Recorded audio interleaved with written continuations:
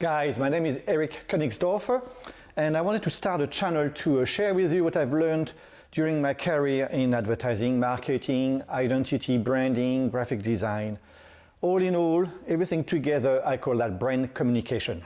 There is a lot of things already said about advertising, branding, graphic design. All those disciplines tend to be seen separately and taught separately. My point here with brand communication is that all those elements work together in a very cohesive unit, in a holistic manner, and they should be considered as one. Everything acts together to paint a picture of your business and yourself. It's either a good picture or a bad picture. Why is this important, you might ask? Well, I often compare communication, brand communication, identity, as a conversation. If I start a conversation with you in French, and in the middle I switch to English and I finish in Chinese, most likely you'll be very, very confused, and so would I, possibly.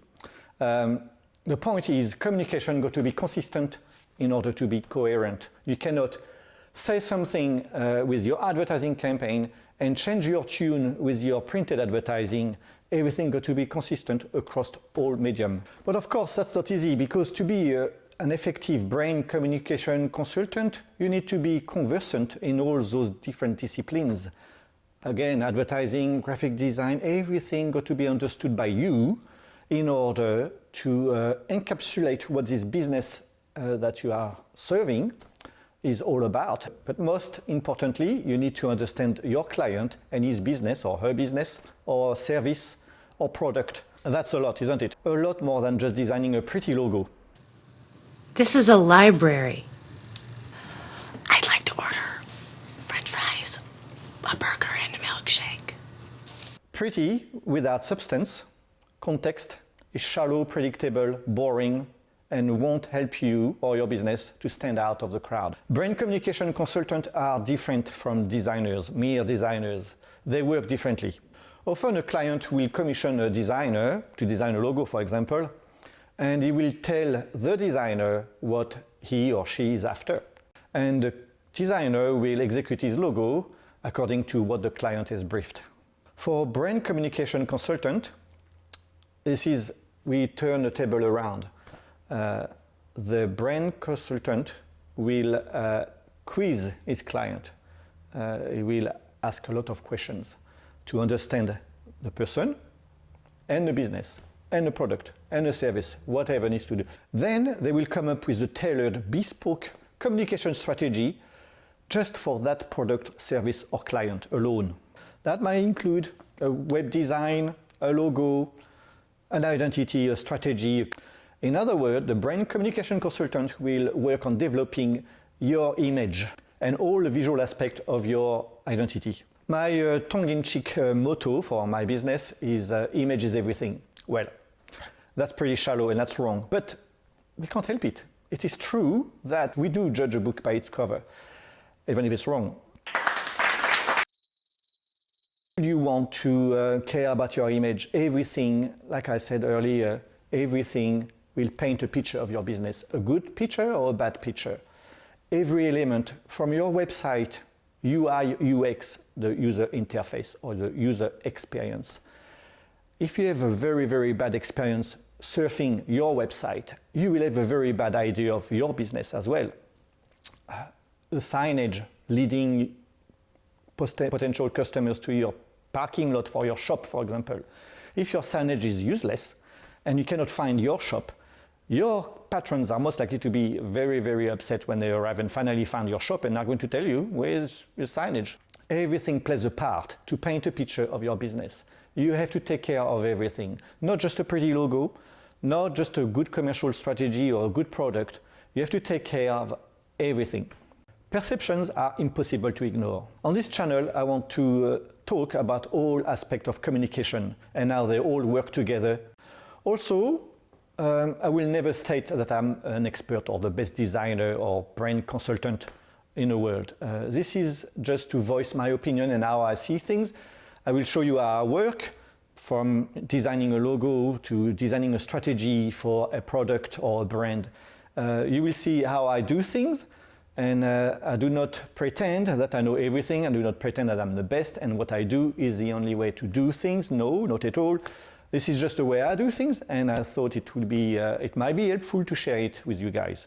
So this is a good time to tell you who I am. Obviously, I'm French. I grew up in France and I was born in France. I'm a graduate of the prestigious 133-year-old École Supérieure Estienne in Paris. This is a very famous school in Europe.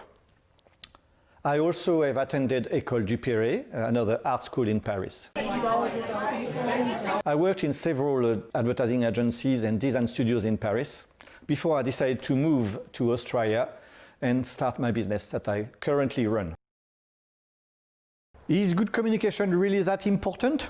Of course. John Stuart, a former Quaker Oats chairman, once famously said, "If this company were to split up and you would keep the property, plant and equipment, and I were to only take the brands and trademarks, I would fare better than you."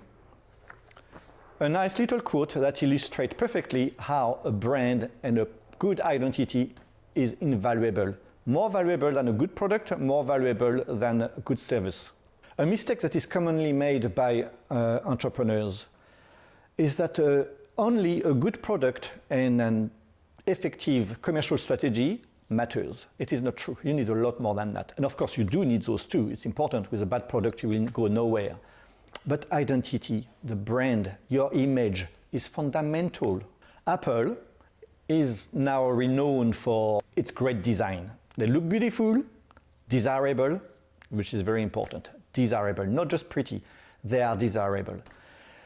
Because they look good, but because they work well. It's a very good product. So now everybody talk about design, product design, and Apple being the best. But it was not always the case.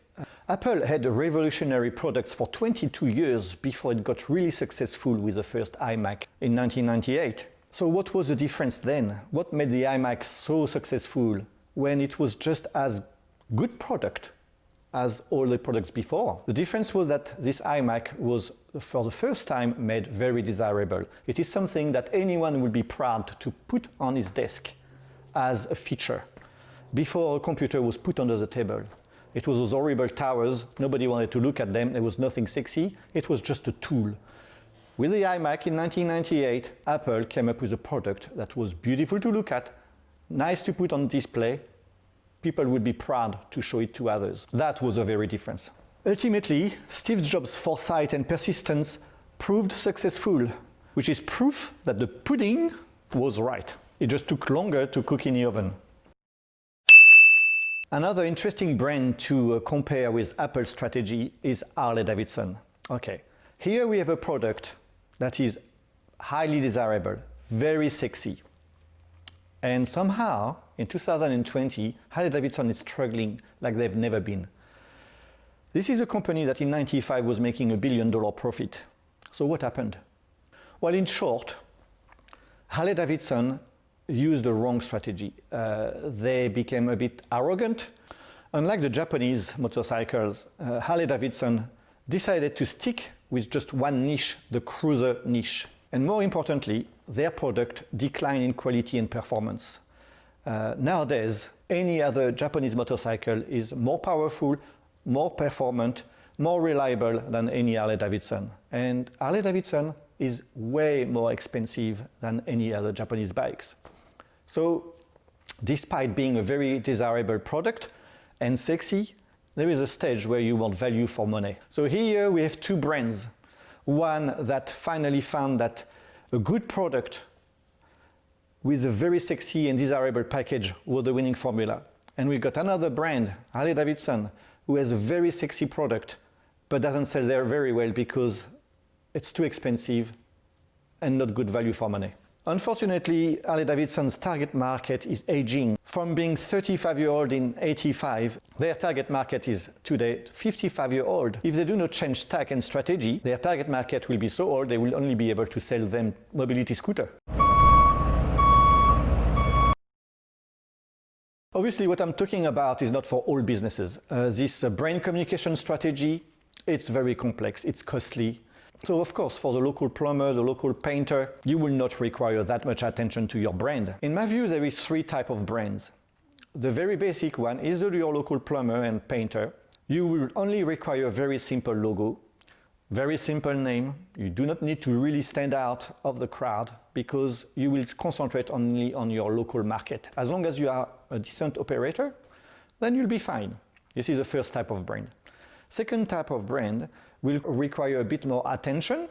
You will need a proper logo, something that will make you look professional. You will be commanding a lot more money, of course. So you will have a website, you will have some printed material and brochures and everything. But that will be it. Most likely you'll be very happy with this. The third type of brand will need a brand communication designer. This designer will do his homework and produce something unique for a visionary company or a visionary product who needs to be at the forefront and with foresight.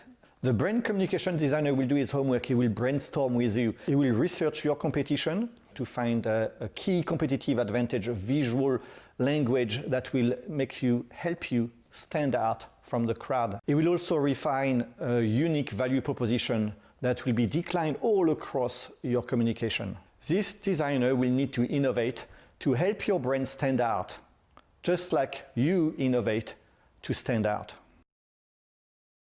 Before we get into that, let me remind you to please press like if you do like this video, and also subscribe. And if you subscribe, just press the little bell. Like this, you'll be notified on all new material and content that I will be posting every week. So what you ask?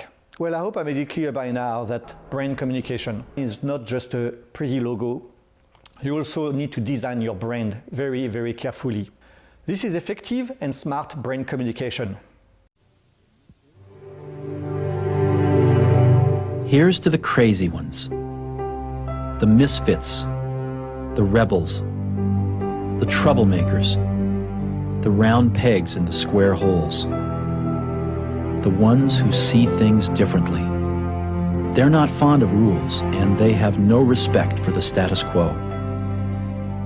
You can quote them, disagree with them, glorify or vilify them.